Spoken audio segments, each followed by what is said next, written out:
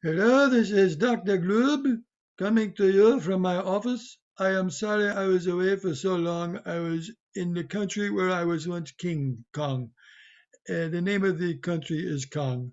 We developed the dog toy Kong, where the dogs, you put the treat inside the dog toy and the dog plays with it for about an hour because it's fun for them. And they think that maybe, oh, look at the acid is starting to kick in. See, I'm seeing trails. I'm seeing some kind of trails. I take a lot of LSD. Ooh, do you see that? I see it.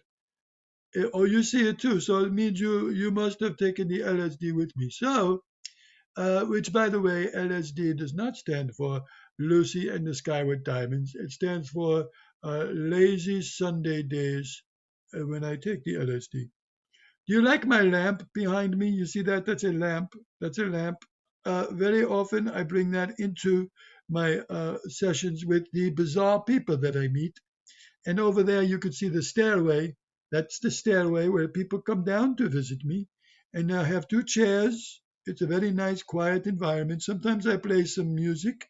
I like to play, lesbian folk music because the lesbian folk music brings out the worst in people. It makes them very, very depressed. And they are able to tell me all of their secrets and lies, many of which are the same because people lie about their secrets. You don't know that, but I know that because I'm Dr. Gloob. Anyway, this is my first episode of a podcast I am doing. I don't know anything about this stuff, podcasts and computers. I am a Luddite. A Luddite. A Luddite is a person who does not believe in any modern technology at all. I just recently got a beeper, but nobody has paged me because nobody knows how to use it, and neither do I. I didn't put the batteries in it. I think that's maybe the problem, perhaps. But anyway, I'm going to do my first podcast. It is called the Gloob Diaries, and it is about all the sessions I've had with many of my personal clients, many of which have many kinds of problems. I treat vampires, zombies, werewolves, leprechauns, clowns, Santa Claus, and stand up comedians. Those are just a few of my clients. Now, Santa Claus comes around February, which is right now. He is due here, but actually, he is already here. You see, Santa Claus is very busy during the winter months. He starts around October, he becomes very busy through December the 24th, 25th is really a day off for him because everybody already has everything they asked for or didn't ask for. There's a lot of problems in the Santa Claus universe, you see. After the 25th, he pretty much is tired. He sleeps for about 2 months, and then he comes back in here about the end of February and stays with me until around September. He's a pain in the ass. He really is. He's got hammer toes. His toes are actual hammers. Oh, they add the LSD again. Oop, my finger is gone. It's gone. Ooh, ooh. Okay. He has actual hammers for toes. That's how he is able to build all those little wooden trains that nobody wants. He doesn't build PlayStation 4 or anything like that, anything that children want. Santa Claus does not build. He builds things for children from the 1800s. He knows about time travel. You see. Another one of my patients is Sasquatch, and he comes in the summertime.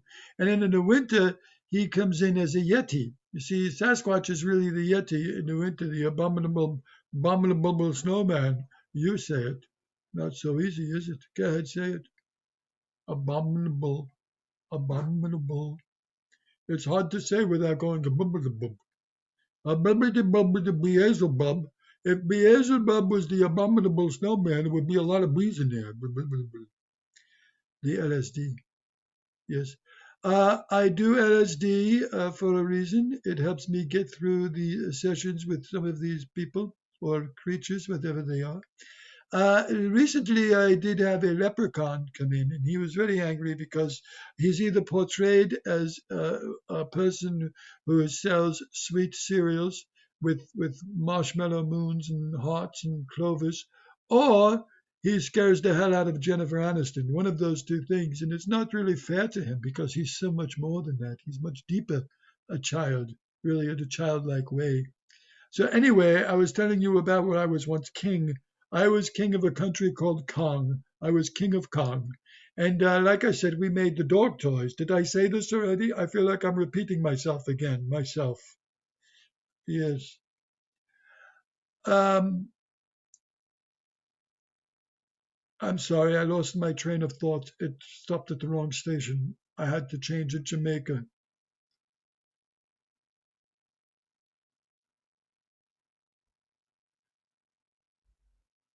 Dr. Gloob, Diaries. Yes.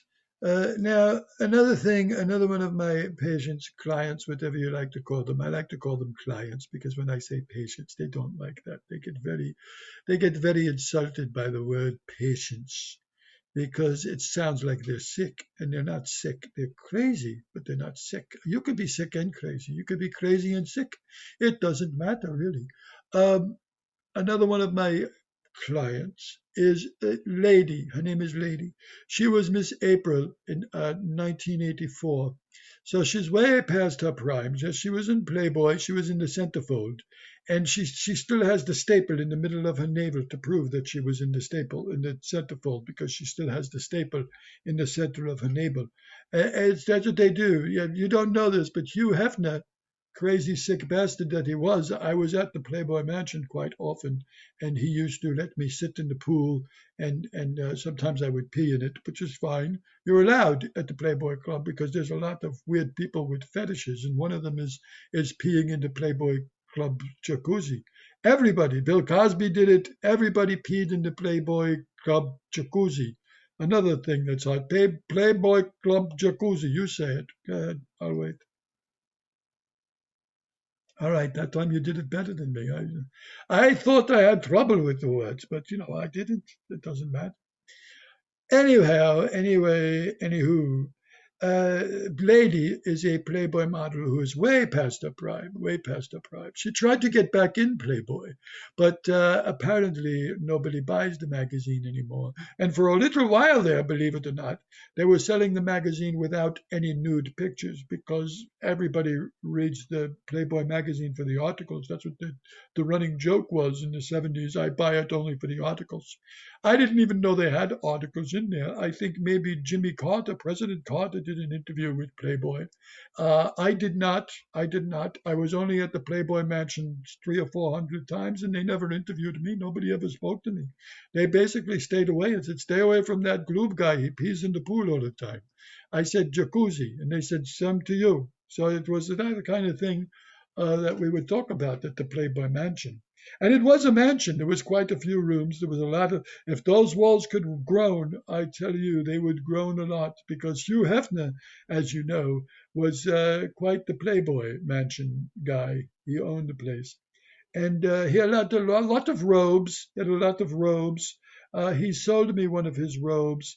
It was slightly used and extremely disgusting, I would say. That's all I would say about Hugh Hefner's robes at this moment, at this juncture. Juncture. That's a nice word, juncture. It reminds me of Jello, really. I don't know why. Uh, Anyhow, it is late February. Santa Claus is due in, so I thought I would tell you a little bit about some of the patients, clients. I'm sorry, some of the clients that I have treated over the years. There is Frank the vampire who doesn't suck. You see, the problem with Frank is he cannot penetrate the neck of the victims, so the victims get away, and then he's starving. He's starving, and he was starving, and he's not even starving to death because he's a vampire. He cannot die, so he's starving for eternity. He can't even die. Can you imagine starving through eternity? It's not a very good way to live. So I taught him how to bite the neck of the people, and then I gave him a pair of glasses. I said, maybe you're not seeing it too well. I did an eye exam. He failed that miserably. He couldn't even see the E on the top, the big E. He couldn't see it.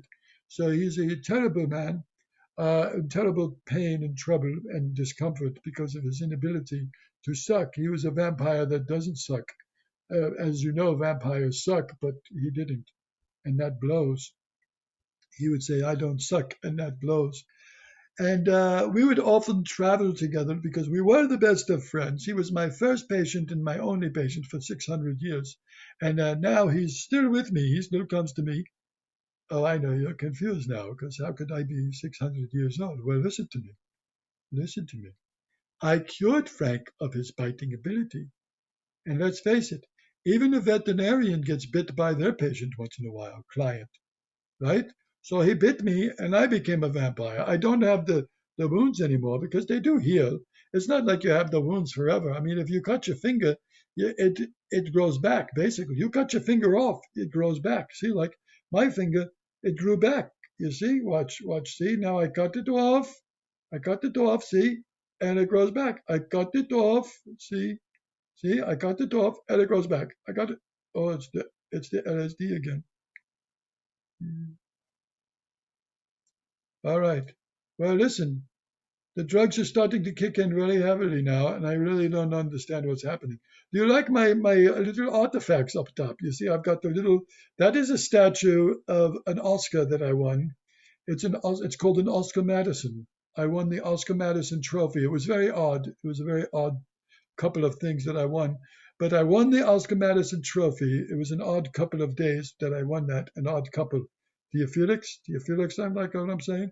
And over there is a rainbow cookie. That is the first original rainbow cookie produced by the leprechaun who comes in. They make rainbow cookies. You know, people think that the Keebler elves do everything, but they don't. Sometimes they hire out. They outsource to leprechauns. And the leprechauns, because they're about the same size, they can fit in the tree to make the cookies. And the leprechauns were very good at two things, making marshmallow moons and rainbow cookies. That's it. That over there, I don't know what that is. I can't quite tell. It might be a pencil sharpener. That is a bowl that I mixed my hashish in. Uh, Yavel is the owner of the Jewish delicatessen down the block, and Yavel is my hashish dealer. And over there is some kind of gold thing I don't know. And I've got some water over here for my client patients. And down there are some artifacts from the country where I was once King Kong. I was once king of the country called Kong. King Kong. I'm the king of Kong. Yes, Godzilla to you too. Godzilla. Did you sneeze? Godzilla. All right. Anyhow, I will see you later. I'm waiting for my patient Santa Claus to come in, and he will stay with me until somewhere around September, where he will be a pain in the ass. All right. Thank you very much. Have a good day. This is Dr. Gloob signing off, and I will see you at some other